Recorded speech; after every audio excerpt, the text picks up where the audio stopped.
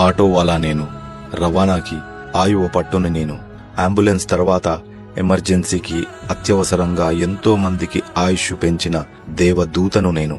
అర్ధరాత్రి అపరాత్రి అనకుండా అందుబాటులో ఉండేది నేను.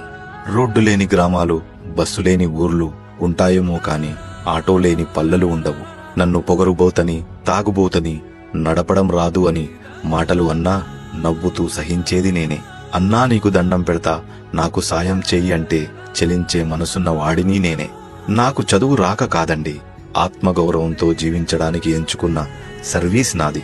నన్ను పోలీసులు వేధించినా, ప్యాసింజర్లు డబ్బులు ఎగ్గొట్టినా, నాపై తప్పుడు కేసులు పెట్టినా వెనక్కి తగ్గని వీరుణ్ణి నేను. కులమతాలు లేకుండా జంతువులకి, శవాలకి కూడా తేడా చూపకుండా అందరినీ ఆదుకునే ఆధునిక రథం నా ఆటో. నేను పడే శ్రమని వాడుకుని ఓలా, ఊబర్ లాంటి కంపెనీలు కోట్లల్లో సంపాదిస్తే వాటి